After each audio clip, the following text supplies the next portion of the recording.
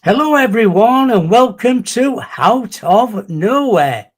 Well, over the coming months, we've had talking about Bigfoot, werewolves, spiritual, paranormal, all different sorts of things.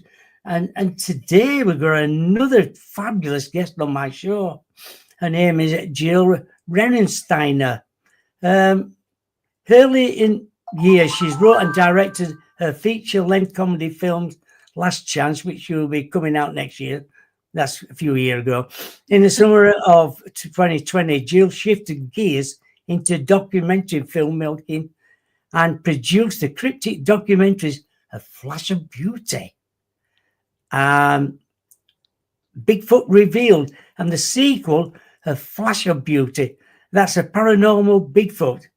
Can we please welcome Jill to the show? Hello there. Hello, it's good to be back. It's wonderful to be talking to you again. From your background, how did it?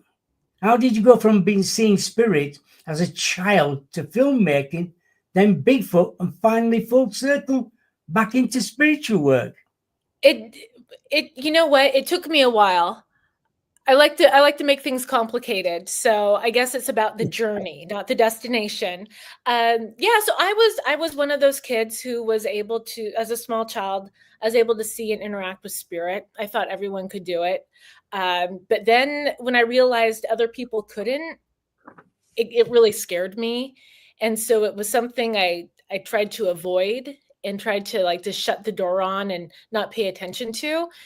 But it kept following me. So my background through college as a theater major, studied theater, got into mostly playwriting and screenwriting. That was my emphasis, and then directing and filmmaking.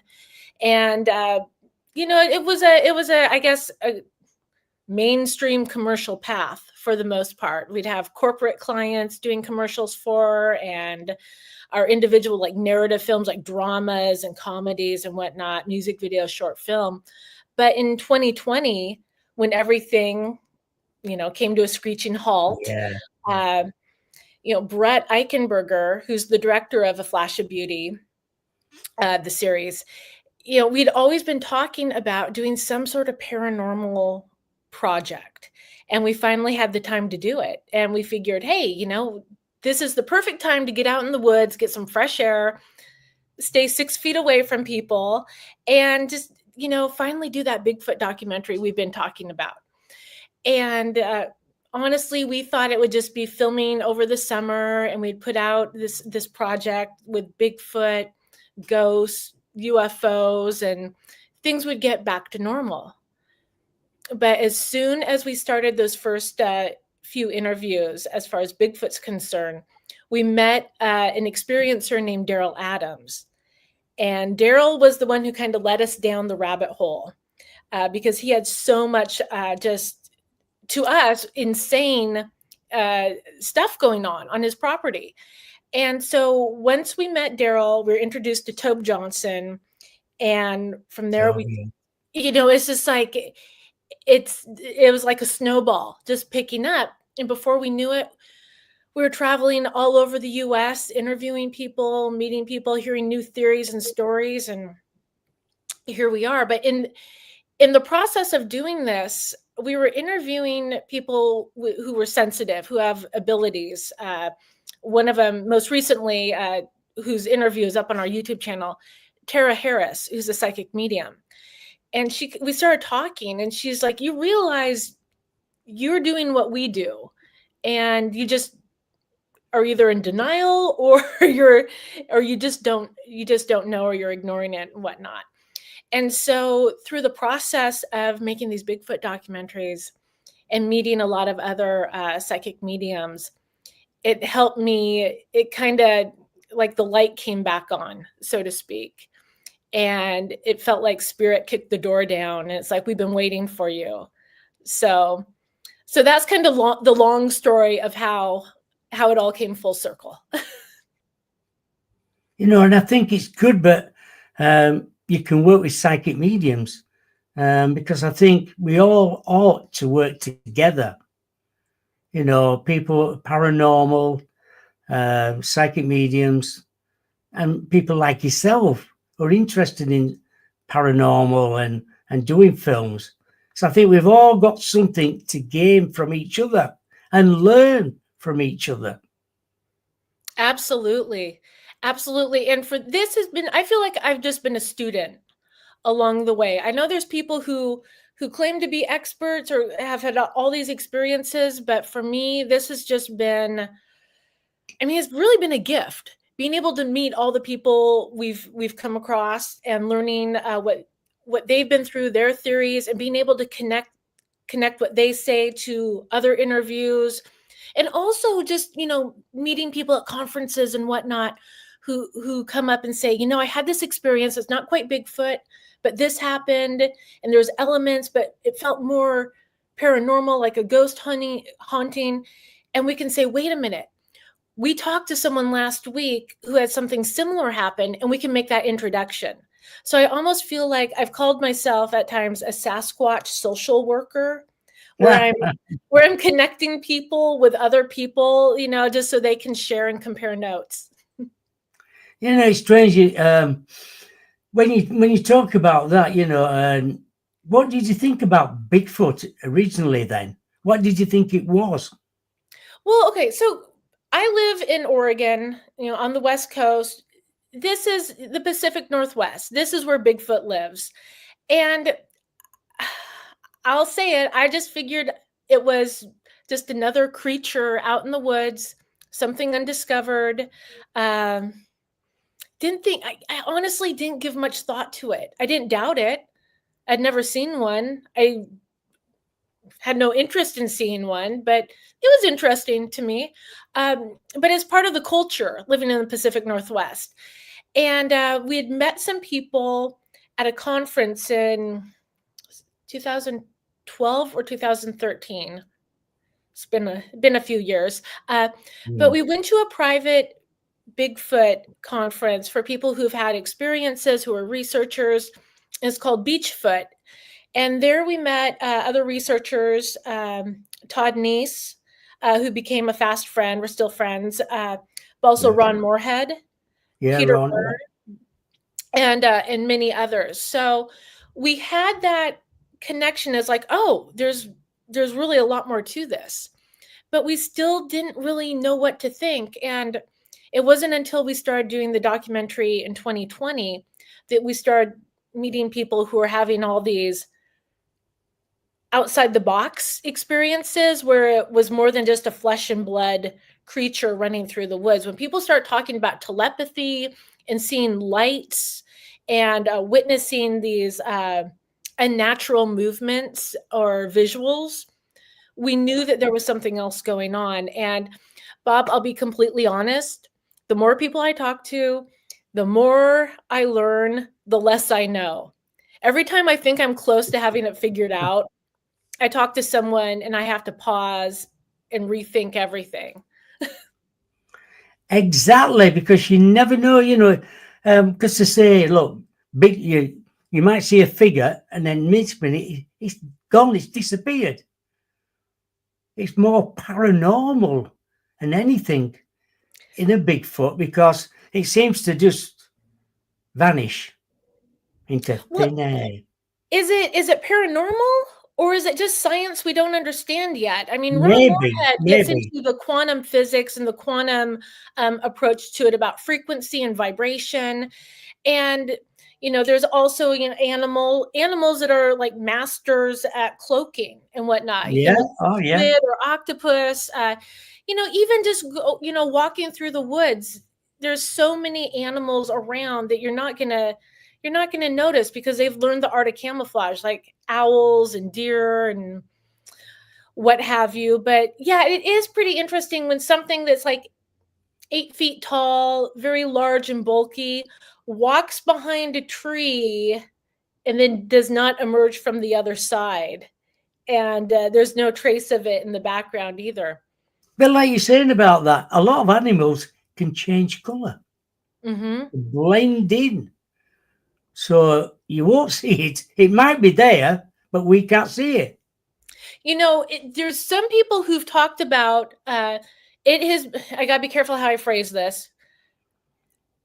People who have a theory that the hair of the on Sasquatch that is hollow, kind of like how a polar bear reflects. Like actually, the polar bear has black skin, but the way Yeah, the hair is hollow and it refracts light and whatnot. Uh, people have like a fiber. theorized. Yeah, people theorize that they have the same abilities. I don't know. Maybe, yeah, yeah, it's true. But I suppose it's nice meeting other people and interviewing to try and find out a little bit more. So I've interviewed Tobe Johnson, and I've interviewed lots of them out there. You're just another one to talk about Bigfoot and all different theories and where do they go? Do they migrate, or else are they in every state? One of the things we were surprised to learn, and I mean, we came into this kind of with fresh eyes because I don't consider myself a researcher per se.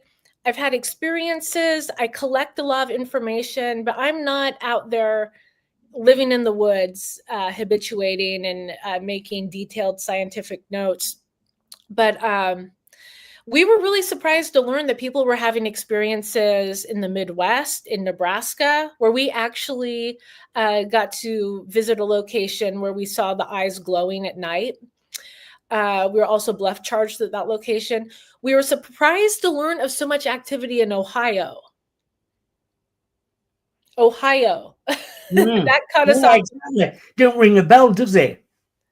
And but also Texas, New England states, Michigan. I was not as shocked to hear about that, just because between the Mitten and the Upper Peninsula, that's heavily wooded area. My family's originally from Michigan, so I was familiar with how much forest is up there. But yeah, I think a lot of people just make assumptions that it's in the Pacific Northwest, and then even learning that there are reports in the UK. That Yeah, really there threw is. me Yeah, for a loop. Now, yeah, there is. Yeah, in Australia the and like the Yeti and stuff, I can buy that. But the UK, we're not talking about a big area of land. So where are they hiding there? well, the more north you go from London, there's more greenery. Um, into North Yorkshire, where I live, I'm on the northeast coast near the sea, but not far away. There's forests and forests and forests where things can hide or come out. And I know in 2017, we used to go to top at cliffs quite regular, and we used to see these big eyes watching us. But then in, I think 2017, we didn't have any uh, good cameras, night cameras then at all. And Paul kept saying, "Look at them eyes, they're watching us." And every time we went up, say it was 7 o'clock, 8 o'clock, 9 o'clock, 10 o'clock, them eyes were in the same place watching us, and they were very, very big eyes. Lots of things we've been, a lot of sheep was being killed at that time as well. Same time. Lots of things were happening in 17 and 18 and late on in 18. And then them eyes just disappeared. Gone. I wish we'd have had night cameras then. We'd have probably seen more of it, what it was.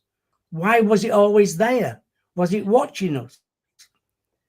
Now, did you ever go to the spot where you saw the eyes and look for Yes, we went over evidence? there, and not far away from there, because it's near the cliff tops. There was a little some water there, like a little pool, not far away from there. And I thought, well, if it's been for water and then come back out again and watching us. But we looked for footprints, lots of different things, nothing at all. Yeah. Were other people having these sightings or these reports? that you know of? No, no, nobody else saw the eyes. Only me and Paul. You know, Bob, one of the things that you're talking about, the having access to the equipment, you know, and I think like night vision, FLIR type technology is becoming more accessible to people now. I But know we've got however, them now. it still comes down to well, understanding how to use the equipment properly and having the perfect circumstances. I mean, I think of it this way. If you're driving in a car and if a deer jumps out in front of you or a cat runs in front of you, your reaction time, you're not thinking about grabbing your camera, No, opening it up and making sure it's dialed in. Uh, you're exactly. you're just trying not to hit the animal, and you're just in the moment, I guess you could say. And even if you're driving and you're in the passenger, you're a passenger actually, and you have your phone out and something jumps out, the reaction time to make it happen, I mean, you literally have to be just in the process of filming or getting ready to take a photo, and then, oh, what's this? Exactly. And even then, it's no guarantee. It's no guarantee at all, because I don't know, there's a lot of Well, people who nine don't know how times to out, use their I'm going to cameras. say 9 times out of 10, by the time you got, if you had a camera there, you'd be taking photo of the car bonnet, not in front of you. You think, oh my God, I didn't do it. I didn't press it or this, that. And I know it's happened. It happened to me and Paul coming back one night, and Black Panther came in front of the car. But we had no cameras or anything ready, and it just went in the bushes and away it went. But Exactly. I know what I saw wasn't a normal cat. It was a Black Panther with a massive long tail and quite long. That's And I thought, amazing. we've seen that, I were amazed. Yeah, and I think, whenever people say, "Well, where are the photos? Why don't you have proof?" It's like these things, either they happen too fast, or you're doing that. You're kind of going through the Rolodex in your mind, trying to explain what it is. Perfect case in point. Brett Eichenberger and I, we were up at Mount Adams, which is located in Washington, maybe a couple Mm, hours from Portland. And it is notorious for UFO activity and Sasquatch activity. ESETI Ranch is not too far away from where we were. And it was when there was a comet. It was whenever the comet went by, I think in 2020, that summer. Was it August maybe? But we were up there trying to get some like last minute shots of the comet, some time lapse, some like beautiful night photography. And it's yeah. dusk, and I'm looking out. I'm looking out at the tree line. I'm like, what is that? There was like this light, kind of this orange glowing light, kind of hovering over the tree line. And I kept thinking, well, it must be a plane in the distance. And I can't see the blinking lights because of the angle. It will turn soon. And it moved, it turned, but there were no blinking lights. And so then I'm thinking, okay, is it a helicopter? It's not a drone. The quality of light's different. So I'm watching it for a couple minutes. Finally, I call Brett over and I'm like, what do you think of that? And he's watching it. He's doing the same thing. He's like, well, it's not a plane. It's not a helicopter. It's not a drone. It's like, I don't know what that is. And then he's like, why am I not filming this? Why am I not Yes. filming this? The minute he said that and turned to run and grab the camera, boop, it blinked out. It just disappeared. It just Yeah. disappeared. And another example, when we did have cameras ready, not quite paranormal or Bigfoot related, but a good example. We were in Alaska, December of 2004. We were up there for was it 2000? I take that back. It's like 2007 or 8. I totally got the years wrong there. But we were up there for the Anchorage International Film Festival for a short film he did. And we were committed. We're like, we're going to see a moose. We need to go back to Oregon, having said we've seen a moose. So we drove all over the place, and I was on moose patrol, and I'm looking, and long story short, all the times I was like, that's just a log. That's just a log. Oh, that brown thing, just a log. Well, towards the end of our trip, we saw one of these logs all of a sudden lift its head and stand up. And so it just goes to show you things can be hiding in plain sight. And I'm kicking myself to think that, like, all those, I'm sure some of them were logs, but I'm sure a lot of them were moose just kind of laying down or kind of camouflage. So it just goes to show you never know. I know Steph's in chat room. She said it was a comet Neowise August 2020. It was fabulous. Yeah, we got some great photos of it up at Mount Hood, but we just needed more. We needed to get that comet fix that we were yearning for. Yes. You know, when you're interviewing people about Bigfoot, what do they notice more about mainly seeing a Bigfoot? Is it the smell or what? I think what I've okay, so based on the people we've interviewed for A Flash of Beauty, what we've noticed is the awe. People are in awe. I mean shock, but wonder. Here's something. I don't think people fully understand how big 8 feet tall is. When people say they're seeing something 7, 8 feet tall, measure that out and imagine seeing something that big and that massive moving in front of you. Yeah. Yeah, I would say the awe. And the people we talk to, there's such a sense of relief also to be able to share their story and what they experienced without ridicule. Because I do feel like there are a lot of people that will hold back some details because they're a little hesitant about how it will be received. But, overall, just a sense of awe and wonder. You know, when you're making these documentaries, people don't realize how long it takes to make a documentary. It With does. interviewing people, it might take months and months and months a recording, and then you've got to go all the way through it again. I think, God, we missed something there. Better go interview them again. Or it's true, isn't it? And it's not just, I'll be honest, like when we first started A Flash of Beauty, we thought this was going to be a quick little, project, we'd turn it out within 6 months. No, I mean, the first movie did not come out until May 30th, May 31st, that weekend of 2022. And then we were, just when we think we have it figured out, we have that one interview that changes everything. So we have to go back and like rethink how we're presenting it. And that sort of happened with the sequel too, as we kept meeting more people that kept bringing more to the table. And that meant having to readjust and, re-examine how we tell the story.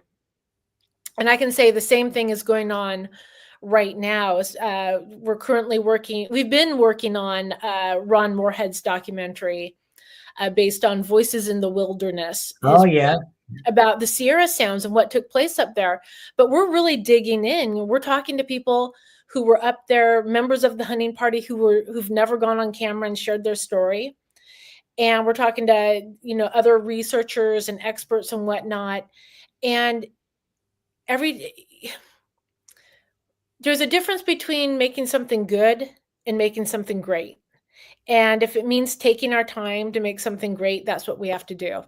Because we wouldn't be honoring the subject or the people who've shared their stories with us if we don't put in that extra effort. Do you think Bigfoot's interdimensional then? Yeah, yes. And I say that hesitantly because, again, it's like I believe, yes, also master camouflagers, but also there's so many reports of them going in and out. Have I witnessed it and experienced it myself? No, but other people have. Again, like I said in the beginning, the more I learn, the more questions I have. The more I learn, the more I don't know. But it's a possibility. I think all possibilities are on the table until we can disprove them. And when you do all these interviews, what's the best interview you've ever done with somebody? You thought, my God, that's good. All of them. I would say, based on A Flash of Beauty, the interviews that really changed me. One, Tara Harris, psychic medium, who we feature in A Flash of Beauty, Paranormal Bigfoot. Dr. Simeon Hine, also featured in our sequel, A Flash of Beauty, Paranormal Bigfoot. Simeon's interview, gosh, I want to say it was in total probably 3 to 4 hours. And he brought so much new information and new perspective to the table. When we left, Brett, Mike Ferry, our cinematographer, and myself, we were just quiet. We were having to process everything that we were told. But honestly, every interview that we sit down for, there's a piece of gold in it. Like each one, I think, can stand alone on its own.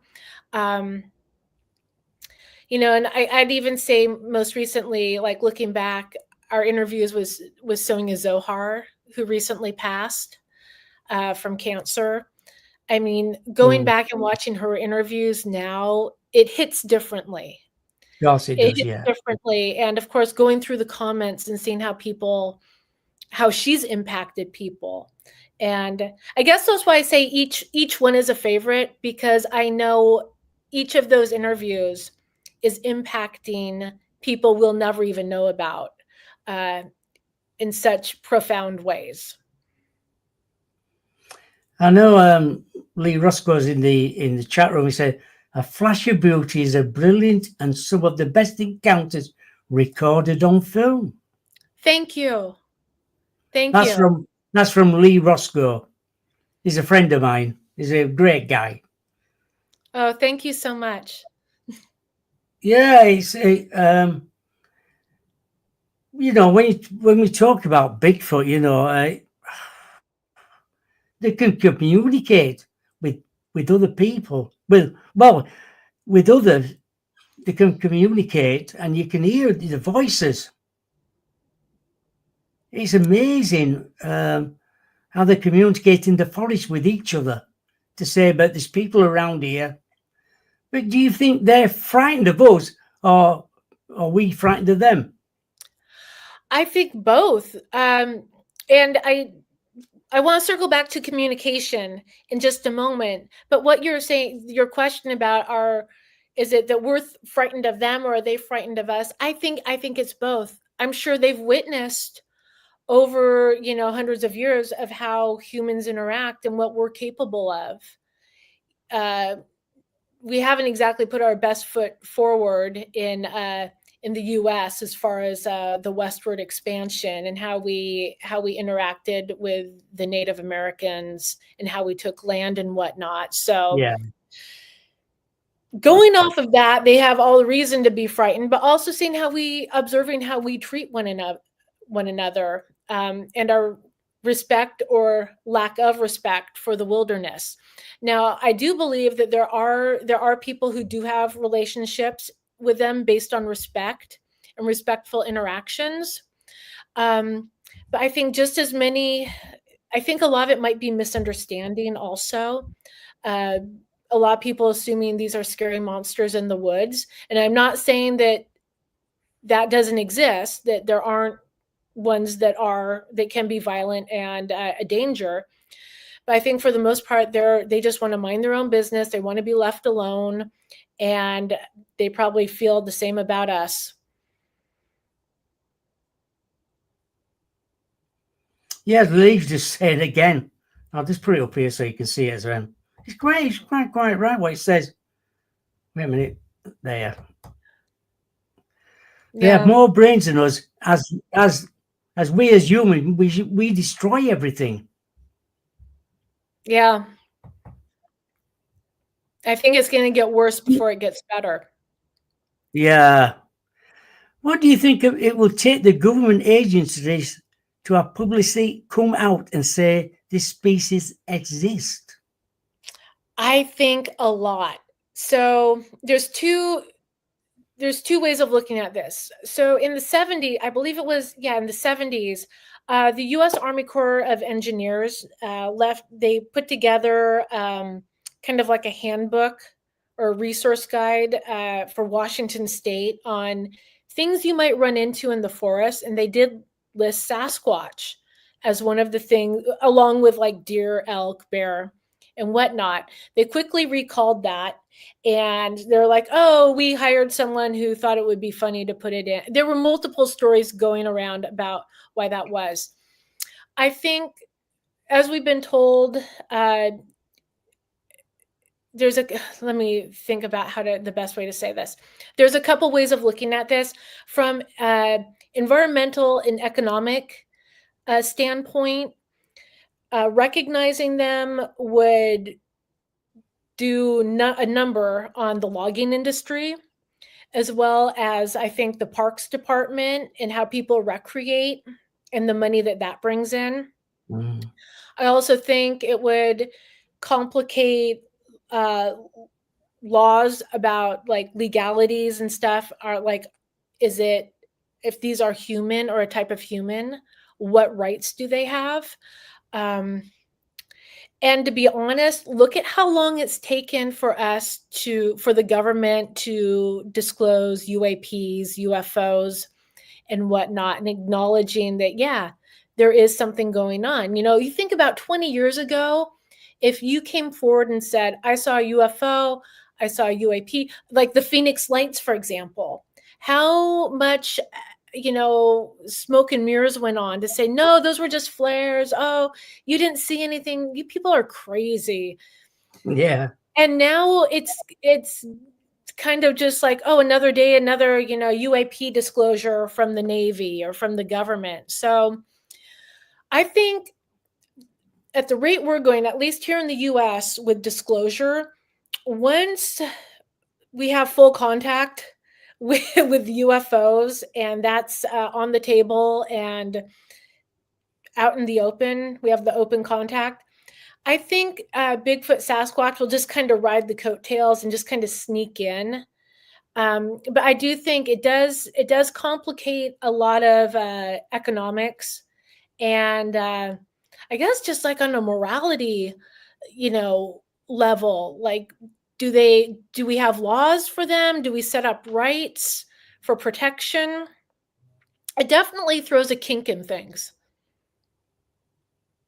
That's true, yeah. But I think in some states you're not allowed to shoot a Bigfoot. That's true. In Washington, I know in Skamania County, and I want to say up near the Seattle area, there's another county where it is illegal to shoot, harm, or hurt a Bigfoot. Rightfully so. And especially, you for a while in Oklahoma, they were doing like a bounty. I can't remember how much it was for. I want to say it was a couple $1,000,000, but a bounty to capture, shoot, or present Uh, a Bigfoot. And I don't know, that caused quite the uproar. But I mean, really, if we can recognize these as a lost tribe or a type of human, I think we have to really think about getting more laws on the books like that. yeah, I agree. Why do you think people think UFOs and Bigfoot are connected?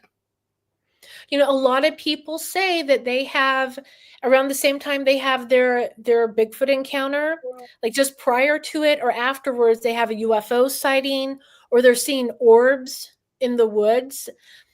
Mark Parker and Daryl Adams have this incredible story about they were in Daryl's habituation area in the Al Moon Lab wilderness area, and they are set up in camping chairs, kind of looking down into the woods. And the way this area is set up is off an old logging road, and it dips down. It's almost like a bowl where where he Yeah. and Toad were having all that activity.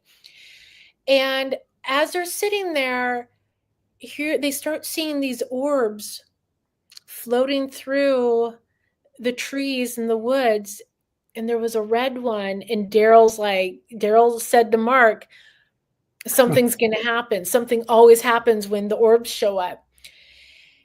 And like moments later, they heard something walking. Mark Parker pulls out his like night vision scope, and here comes a humongous Sasquatch coming up the trail. And I think they went back and figured it was at least 8 feet tall, from where they saw it and could size it up. So I don't know if it's just a coincidence or there really is a connection. And who's to say there aren't different species or types of Bigfoot, or better yet, Bigfoot-like creatures that might be working with ETs and whatnot. Again, it's another situation until, this is going to sound ridiculous, but until we can actually sit down with one and have a discussion, we might never know.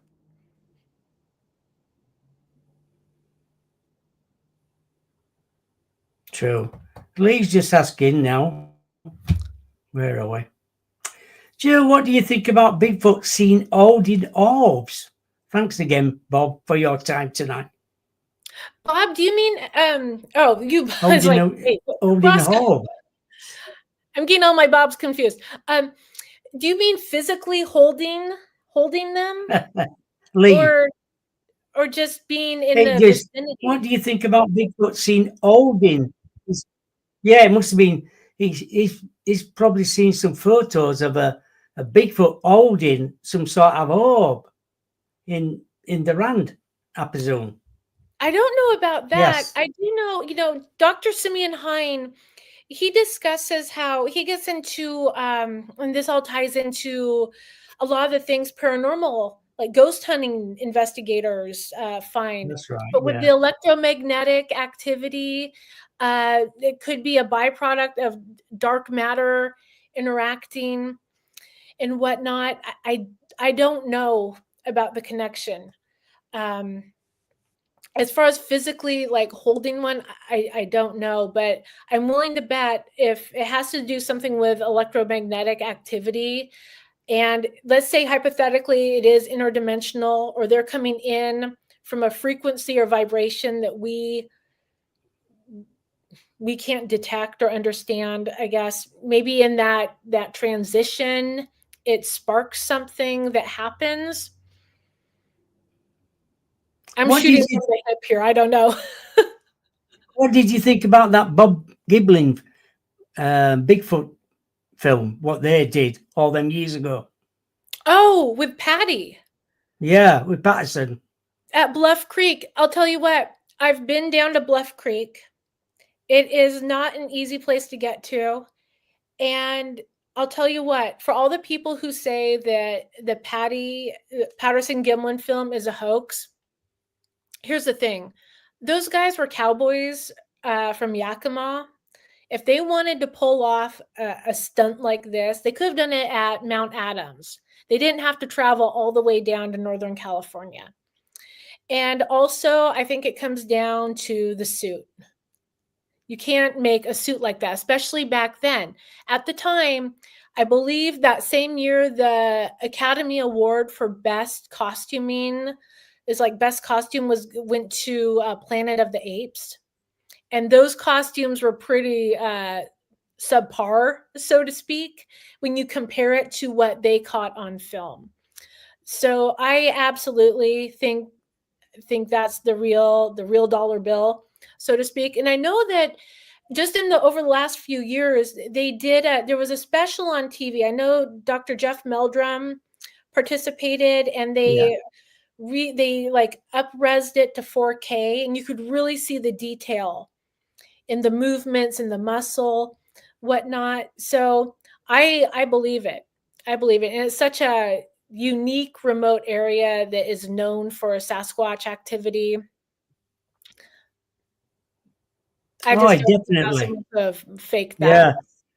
Yeah. What do you think about all these DNA studies being done with possible Bigfoot samples? I think those are ongoing. I think there's a lot of information that's being withheld. I know Dr. Melba Ketchum, she's well known for the research she was doing.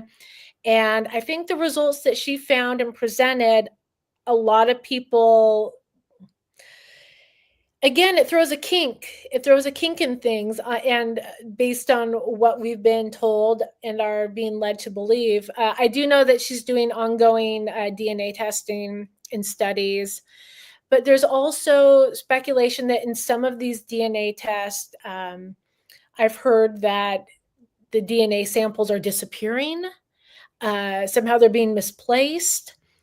So I think there's an outside interest that might be controlling that narrative. I wouldn't be surprised at that as well. Mm-hmm. I would not be surprised. What's the average work day for you then? Look like when you're doing a paranormal or you're doing a film.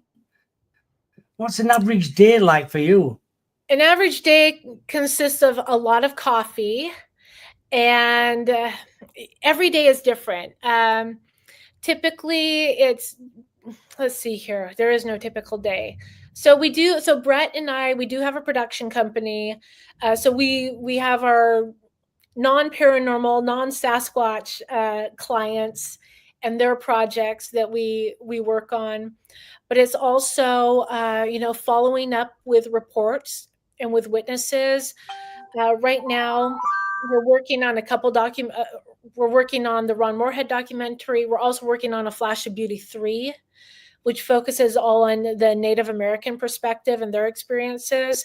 So it's a lot of scheduling and coordinating and doing research. We also, we're working on a documentary about the jetty restoration at the mouth of the Columbia River, and how the Columbia River that divides Oregon and Washington, the impact it has on the area. So again, it's setting up interviews for that as well. And then maintaining our YouTube channel and doing my best to try to interact with everyone and follow up on their questions and stories and thoughts. And when we have time, when we have that little wiggle room to work on our own projects, my background is I'm a screenwriter. So I'm always trying to find a few moments to jot down notes, work on stories. And I wonder if I'll ever go back to that world, because it seems like it seems like a lifetime ago that I was really just focused 100% on writing. What do the Native Americans think about Sasquatch then?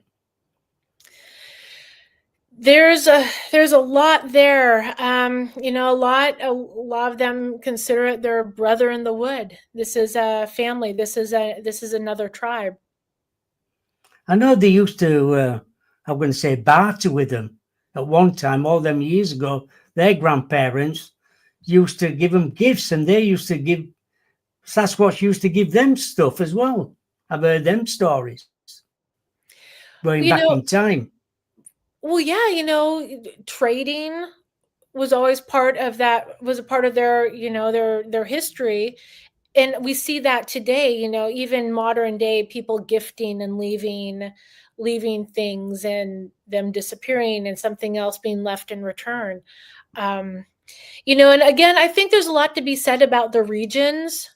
Regionally, like different cultures, different customs it has a lot to do with the impact of how they got along and how that oral history is being handed down. I can imagine so as well. What has been your biggest takeaway? It has had an impact on you, on one piece of wisdom the listeners would like to listen to. My biggest takeaway is to be open-minded. Don't think you know everything. Be teachable. Hear people out, and just have an open mind. I think Ron Moorhead said, "The mind is like a parachute. It doesn't work if it's not open." Yeah, through consciousness as well. Yeah. I always, it's true that as well. You've got to have an open mind. What's next for you then? What's next for me? Honestly, after we wrap up this interview, Brett and I are going to go get our Christmas tree. We're that's what's next, like in the short term, non-film related. I talked about finding those little moments to have, celebrate like some normal life. So we're going to get a Christmas tree this afternoon. But what's next is we are really pushing to wrap up my film Last Chance, which is a comedy. So completely different from what we have been doing. Yeah. And that's from a screenplay I wrote and I directed. Actually, this all happened last year, but we've just been so busy with everything else. We're looking forward to having that out next year and doing film festivals and fun stuff like that. But we will continue following the breadcrumbs to see where A Flash of Beauty takes us. Another question from Lee here. Has Jill heard of the Hard Smoke Indian tribe story? No, I'm not familiar with that. We'll have to get Lee to tell us a little bit more about that. Yeah, Lee, actually, if you want to reach out to me, and you can reach out to me, I'll just put the email out there if anyone's interested. They have ideas or thoughts. info@bigfootdoc.com is the best way to get a hold of me. All of those emails go directly to me and Brett. So it may take us a day or two, but we do get to them. Yeah, that'd be a great thing, Lee, is to email Jill about that story, because if she hadn't heard of it, it might be some more information to look at. And this is a perfect example of how there's so many of us that all have like these bits and pieces of information. It's like we're all holding a piece of the puzzle and we just have to work together to put them all together. So any information on this Hard Smoke Indian tribe story, I would love to hear. Even with all the sightings and witnesses coming forward, why do you think we still don't have a clear-cut evidence of the existence of this creature? I don't know. I mean, if you see one, just like you saw that Black Panther, you know what you saw. What more proof do you need? We talk to so many people who, when they share that they've had a sighting or they found a footprint or something similar, people demand, where's the picture? Where's the proof? Where's the evidence? It's like they saw it. They were there. Why do they need to convince you? Why do they need to, if they know what they saw, they shouldn't have to defend that to other people. And again, so many of the people we interviewed, they didn't believe in any of this until it happened to them, until they had their sighting, until they had their encounter. So, I say to the hardened skeptic, just give it some time and you're going to experience something that you can't explain. Don't you think there's more people coming forward now after all these years, even about sightings of UFOs and Bigfoot and werewolves, dogmen?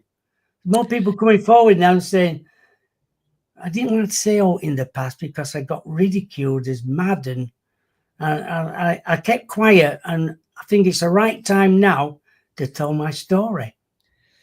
Well, I think because, again, going back to the UFO disclosure that's going on, where it's becoming more common and I guess normalized to talk about these things, more people feel comfortable coming forward. And that's really something we tried to do with our documentaries, is to show that these aren't crazy people. These are normal people who are going about their lives, and these events happened, these experiences happened. And we're trying to show that like there are people who can support you and hear this. I also think there have been a lot of steps, lately to make the paranormal normal. That's been our like catchphrase for the sequel, that this is a lot more normal than people realize. We just need to talk about it. We're trying to remove that stigma and let people feel comfortable sharing their stories. Exactly. Yeah, so you all these documentaries. I suppose when you finish your documentary and it's out there, do you feel excited about it as well? Saying, we've put a lot of hard work into this, and we hope it's going to be received really good. And I know a friend of mine, Paul Sinclair, he's got a documentary called Wolfland out there, and it's about werewolf sightings on the north coast of the UK. He's glad he did it. He's got it out there, and I presume you're the same.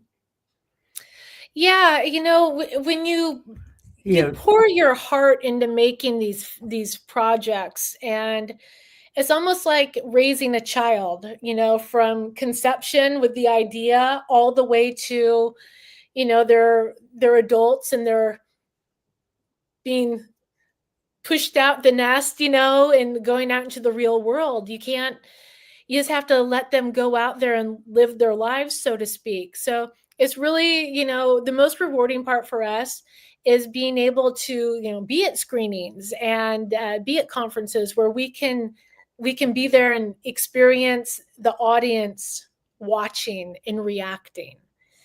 So yeah, it's very rewarding, especially when people reach out and it's changed their life, or it reminds them of something like, hey, I have this information you might be interested in, and they share with us, and we file that away for the next documentary. But yeah, it's a great feeling. It just put hard smoke is an Indian way of cooking fish, but the Bigfoot were taking the fish, and Mackay tribe did a deal with the Bigfoot. It was the Indian winter fuel to put a stop to it. Okay, are you talking about the Macaw tribe up in extreme Olympic Peninsula? Yeah. Okay, I know some Macaw tribal members. I'll have to check in with them about that. And we've heard, I think Mel Skahan talked about how the Sasquatch would come through, and like the stories of them taking salmon and whatnot. I love salmon. I would take it as well. So, if your salmon goes missing, it could be me. Yeah. Have you ever seen a UFO yourself then?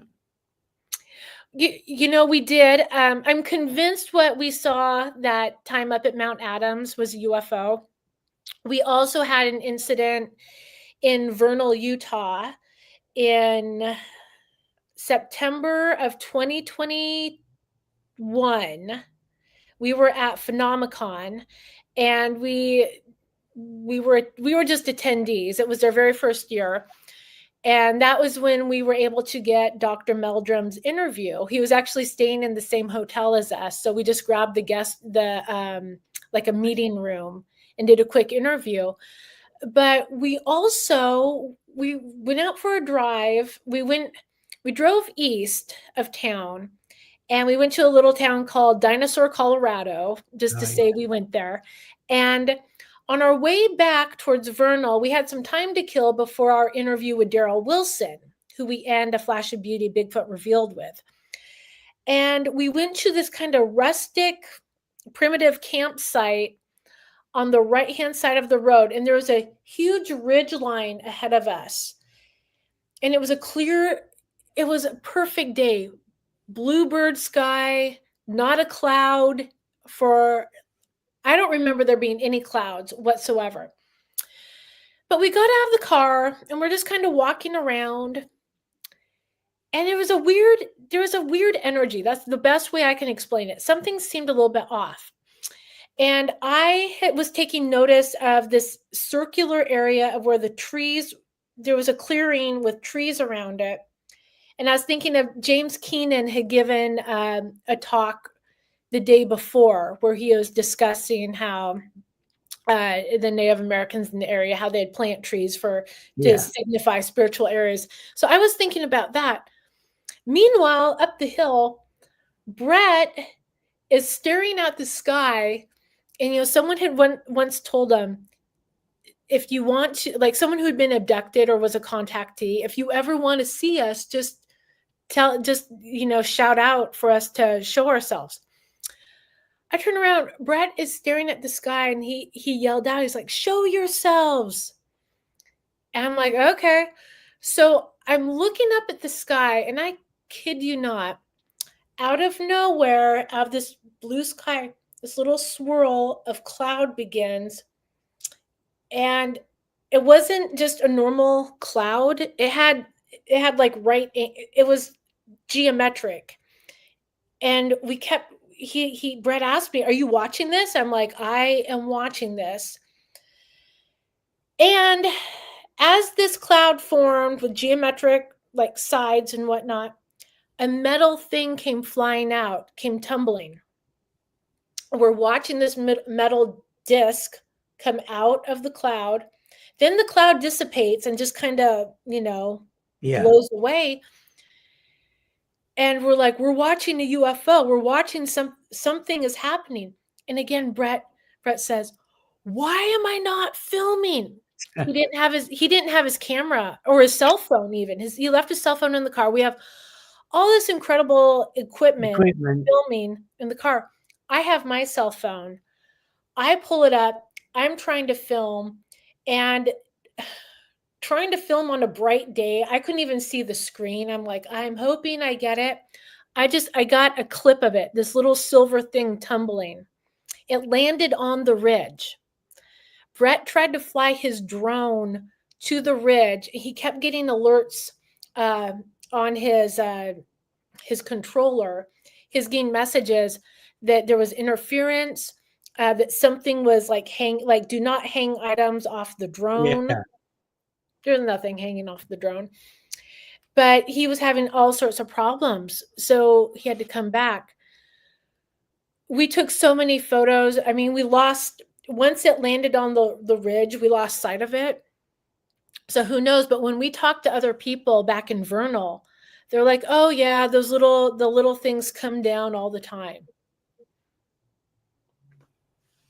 Okay. Yeah, so it's true what you're saying, because this is normal everyday business for them, but for us, we're like, we just watched something fall out of the sky. And so we're going to chalk that one up also as a UFO or UAP, I guess. Same thing. But shortly thereafter, after that happened, we had to go straight to Daryl Wilson's for his interview. And he is telling us whenever he meets people, he lets them know, like, "I've seen a Bigfoot. Have you ever seen one?" And if they haven't, he'll ask them, "What's the most incredible thing you've ever seen?" And he had asked us about that. And Brett said, "Well, on our way here, we just saw a UFO drop out of a cloud that manifested out of nowhere."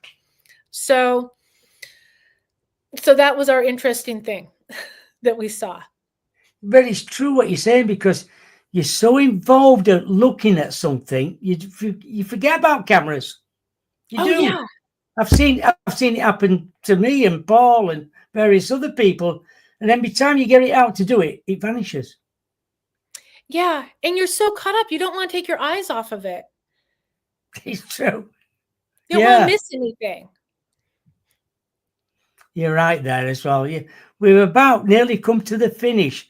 When you talk about your documentaries, where can they find your documentary? You can find it. Let's see here.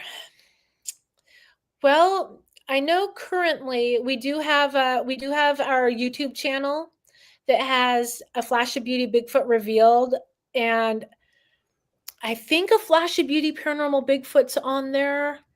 It might only be available for members only. I have to double check. In addition to the full interviews, because as you know, in a documentary, you can only use that much of that big of an interview, but we want everyone to have access to the information. So we put the full interviews out. You can find our documentaries on Amazon, you can rent them through YouTube, also iTunes, and a lot of other smaller streaming platforms. But I'd say Amazon, iTunes, and YouTube would be the top 3. Oh, and also Tubi. You can see a Flash of Beauty Paranormal Bigfoot is on Tubi. Right. That sounds brilliant. So if anybody's got any amazing stories to tell you about Bigfoot in America or anywhere around the world, give us your email address again. Oh, it's info@bigfootdoc.com. Right. Because maybe somebody might say, oh, I've been listening to the show tonight and I've seen a Bigfoot. But I've never told anybody. You Well, never I'd love know, to do hear you, about Jill? it. Well, it's true. You never know who listens to it.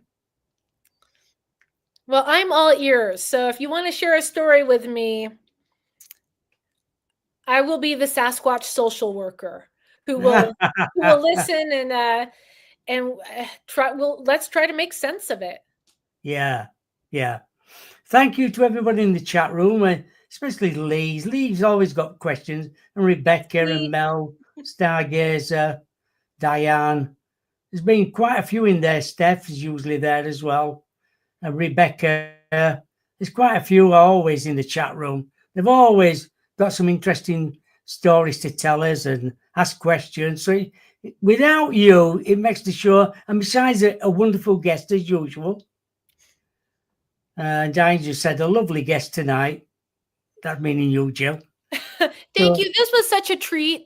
This was so much fun. I love catching up with you, and also even before the show, getting to chat with you and hear what you've been up to and everything. Just a good time all around. Thank you so much. Yeah, I know. Lee just said brilliant, amazing guest as usual, Bob. So thank you again, Jill. You go get your Christmas tree now. I will. I'll make sure to post photos on Facebook. So yeah, you can see it. I'll send you the recording of the show as well. Perfect. Thank you so much. I'm going to have a pot of tea now. Well deserved. Well earned. And thank you again. And I'll catch up with you very soon in the new year. Yes. Thanks, Bob.